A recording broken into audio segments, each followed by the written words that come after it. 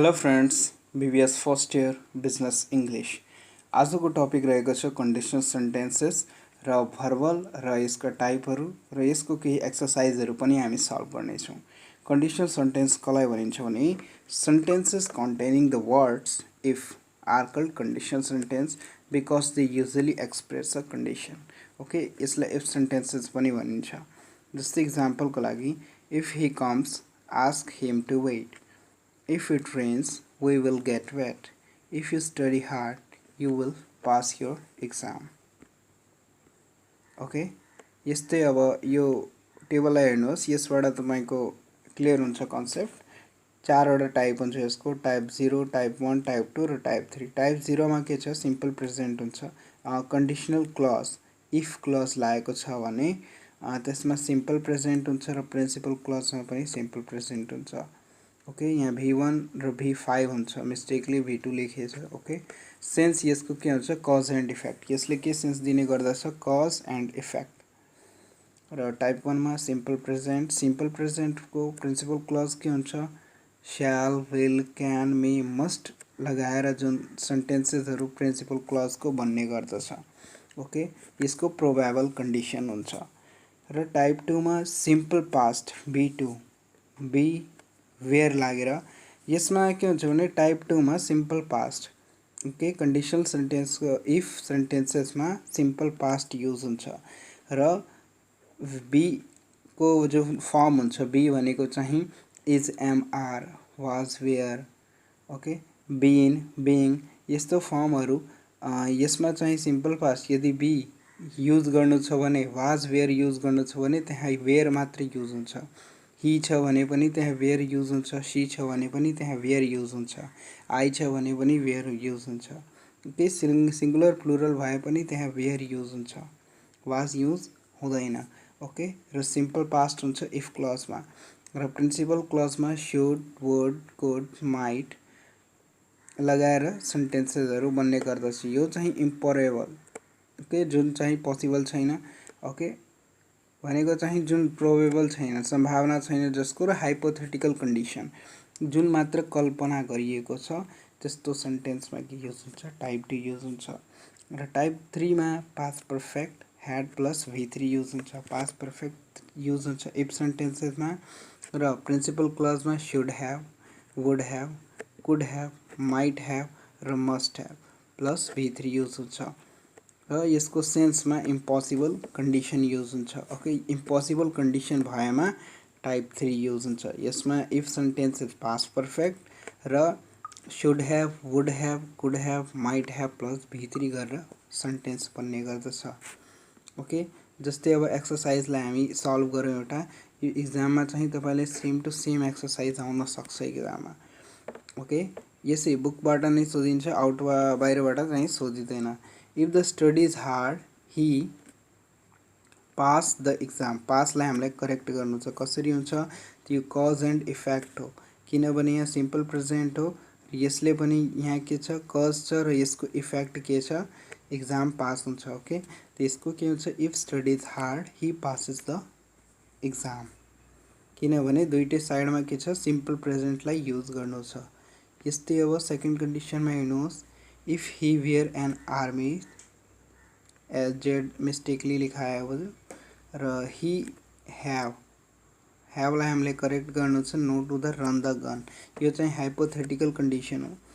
If he were an army he would have know to run the gun. Hypothetical कन्डिसनमा के हुन्छ, simple past use गर्ने। Okay, simple past यदि was, were use गर्नु छ भने त्यहाँ वेयर युज मात्र हुन्छ र प्रिन्सिपल क्लजमा शुड, वुड, कुड, माइटहरू युज हुन्छ। त यहाँ के युज भएको छ, if he were an army.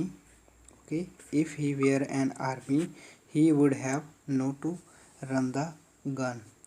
यस्तै सीमा if Johnson had a party tonight they go out tonight not. यो चाहिँ इम्पोसिबल कन्डिसन हो, त्यो यस्तो हुनै सक्दैन। ओके, यस्तो सिचुएसन जुनमा चाहिँ बोल्नेवाला जुन छ, ओके, त्यो चाहिँ कन्फर्म छ आफ्नो कुरामा, त्यस्तो सिचुएसनमा चाहिँ के हुन्छ, impossible condition last type 3 use हुन्छ। जस्तै Johnson had a party tonight they go not out tonight. Johnson had a party tonight. They would not have gone out tonight. यसमा हेर्नु टाइप 3 पास्ट पर्फेक्ट युज भएको छ र should have would have could have might have use भएको छ। यहाँ के हुन्छ, if Johnson had a party tonight they would not have gone out tonight. यस्तै डी को if I was a bird fly in the sky hypothetical condition छ। Hypothetical कन्डिसनमा के हुन्छ त हाइपोथेटिकल कन्डिसनमा यहाँ हेर्नु सिम्पल पास्ट र should would could might use हुन्छ। त यहाँ के युज हुन्छ, सधैँ के युज गर्ने, वेयर युज गर्ने। त वेयर युज गर्नेले if I were a bird, okay, if I were a bird I would fly in the sky. र ई को if I had been invited I come to the party. यो चाहिँ impossible condition हो। Okay, यानी invite हुन्छ भने त्यो पार्टीमा जाँदै गर्छ यस्तोको सिचुएसनमा। त if I had invited I would have come to party. Okay, यस्तै अब बी को हामी सल्भ गऱ्यौँ। यो चाहिँ टेन्स हो। योभन्दा पहिलेको भिडियोजहरूमा हामीले हेऱ्यौँ कि कसरी टेन्सलाई सल्भ गर्ने हो, कस्तो सिचुएसनमा टेन्सको युज गर्ने हो, कस्तो कन्डिसनमा भए के युज गर्ने, कुन टेन्स युज गर्ने भनेर। यदि तपाईँले त्यो भिडियो हेर्नु भएको छैन भने एकचोटि प्लेलिस्ट चेक गर्नुहोस्। र बी को use the correct tenses. Okay, use the correct tenses. She go away every weekend. Rule चाहिँ एभ्री लागेको हुन्छ भने एभ्री टाइम एडभर्बियल लागेको हुन्छ त्यहाँ सिम्पल प्रेजेन्ट युज गर्ने। She goes away every weekend. We not live छ in England for the last 2 years। 4 छ भने यहाँ र पिरियड अफ टाइम छ भने प्रेजेन्ट पर्फेक्ट युज गरिन्छ। We have not lived in England for the last 2 years। Okay, question number सीमा हेर्नुहोस्। You see my bag I lost it. When two different works are completed in two clauses, then use past perfect tense for first work and simple past for another। दुईटा okay क्लजेसमा चाहिँ काम समाप्त भइसकेको छ भने त्यस्तो सिचुएसनमा पास्ट पर्फेक्ट टेन्स पहिलो कामको लागि र सेकेन्ड कामको लागि सिम्पल पास्ट युज हुन्छ। जस्तै बट यहाँ के छ भने you see my bag I lost it. यहाँ ब्याग हराइसकेको छ। ओके, के तिमीले हेरेको छौ। यसको चाहिँ के छ भने काम चाहिँ पास्टमा भएको छ बट त्यसको इफेक्ट भइरहेको छ। यसको अर्थ यहाँ पास्ट पर्फेक्ट टेन्स युज नभएर सिम्पल पर्फेक्ट टेन्स युज हुन्छ। ओके, यो चाहिँ प्रेजेन्ट पर्फेक्ट टेन्स युज हुन्छ। यो अलिकति कन्डिसन बुझ्नुपर्ने हुन्छ। जस्तै have you seen my bag I lost it. Okay, डीमा पनि सेम कन्डिसन लागु हुन्छ। दुईटा क्लजमा चाहिँ काम पुरा भइसकेको छ। He asked why we had came so early, come so early. र ई को कन्डिसनमा I finish my homework before Mohan start. Mohan start गर्नुभन्दा पहिला उसले चाहिँ के गर्यो, फिनिश गरिसकेको छ। If simple present tense in time clause then use simple past in the sense of simple past. यहाँ सिम्पल पास्ट भनेको चाहिँ मोहन स्टार्ट गर्नुभन्दा पहिले यसले कम्प्लिट गरिसकेको छ। I finished my homework before Mohan started. र यस्तै अब भर्बल कसलाई भनिन्छ भने त्यो हेर्नुहोस्।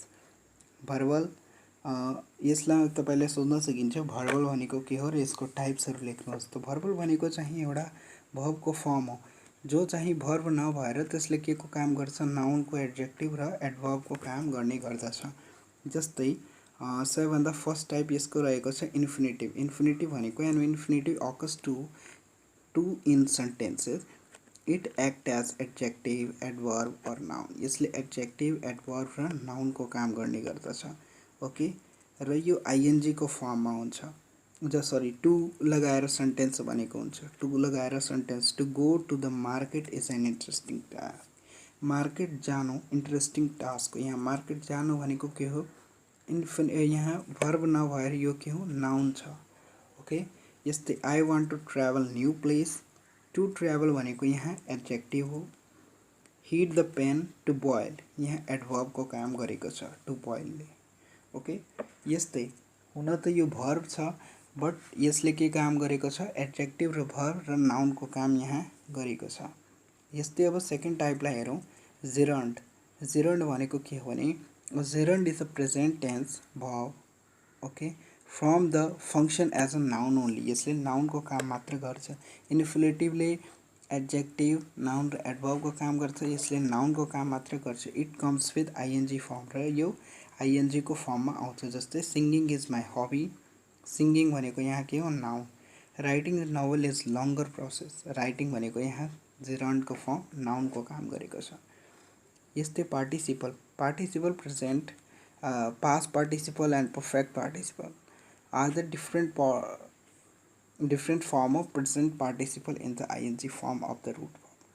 ओके, यस्तै यहाँ के भएको छ भने the working farmers in the field. यहाँ एडजेक्टिभको काम गर्छ। ओके, पार्टिसिपल यहाँ एडजेक्टिभको काम गर्छ। द वर्किङ फार्मर्स, यसलाई मेहनती फार्मर पनि भन्न सकिन्छ वा काम गर्ने फार्मर्स पनि भनिएको छ। यहाँ फार्मरको विशेषतालाई देखाइएको छ। The student are taking their exam, यो पनि के हो, पार्टिसिपल आइएनजीको फर्ममा प्रेजेन्ट पार्टिसिपल हो, जसले चाहिँ एडजेक्टिभको काम गरेको छ। यस्तै participle is the third form of verb. D र इडी लागेको छ। Okay, the match is played, the trimmed bread, the found job, यो पनि एडजेक्टिभको काम गरेको छ र यो चाहिँ इडी लागेकोले यो के हो, पास्ट पार्टिसिपल। यस्तै अब perfect participle, verb happen in the sentence adjective it combined with having। Perfect participle के द्वारा आउँछ, having लागेर आउँछ। ओके, जस्तै having walked in the hospital, Ram having painted, having लागेर आएको, यसलाई के भनिन्छ त, यो भनेको चाहिँ पर्फेक्ट पार्टिसिपल हो। यस्तै अब एउटा अझै एक्सर्साइज हामी सल्भ गरौँ। Find errors in the sentences the correct them. यसमा हामीलाई इरर खोजेर यसलाई करेक्ट गर्नु छ। जस्तै we are usually having lunch on Sundays. Usually भनेको चाहिँ सिम्पल प्रेजेन्टमा युजली छ भने हामीले सिम्पल प्रेजेन्ट युज गर्नुपर्छ। जस्तै के हुन्छ, you are have, okay, having छ भने यहाँ ह्याभ यु हुन्छ। You are usually have lunch on out of Sundays. Okay, यहाँ लिङ्किङ वर्डले चाहिँ जुन लन्च आउट, यहाँ नाउन कम्प्लिमेन्टको लिङ्क गरेको छ। Okay, we are have lunch out on Sunday. यस्तै we can take a picnic but what will be doing if start to rain. यहाँ प्रोबेबल कन्डिसन छ, त के हुन्छ, B, do. Okay, we do a picnic, sorry, we can take a picnic but what will be do if it start to rain। C को she stayed at home because she was having a cold। यो simple present tense in time clause, then use simple past in the sense of simple past।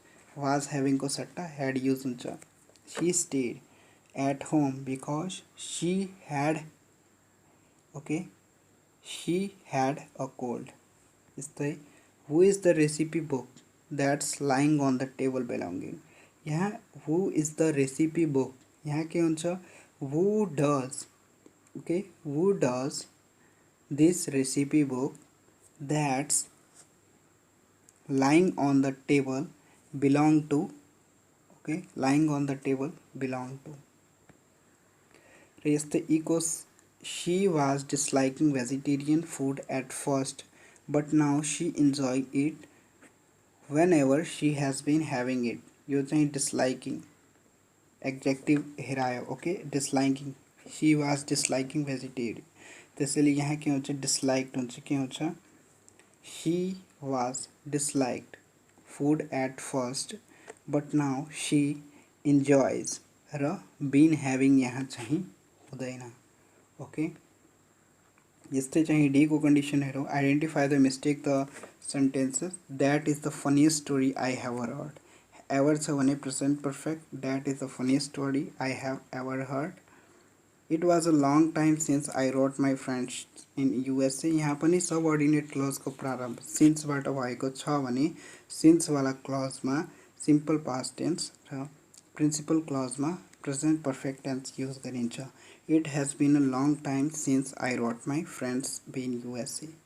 Okay, I didn't finish yet, can I have a few more minutes please। Yet छ भने त्यहाँ present perfect use गरिन्छ। I haven't finished yet, can I have a few more minutes please। She was having a 3 cups of tea by the time I arrived. पूरा भएको दुईवटा काममध्ये पहिलो काम past perfect tense हुन्छ. He had had 3 cups of tea by time I यहाँ by 1995 most African countries have the become independent from colonial rule. यहाँ past event छ भने यहाँ सिम्पल पास्टको युज गरिन्छ. By 1995 most African countries had become independent from colonial rule. यस्तै आजको video finish भयो र तपाईले भिडियो कस्तो लाग्यो राम्रो लाग्योमा लाइक गर्नु होला र केही क्वेशन छ भने त्यहाँ तपाई कमेन्ट गर्न सक्नुहुन्छ र तपाईको क्वेशनको म एन्सर छिटै नेक्स्ट भिडियोमा दिनेछु.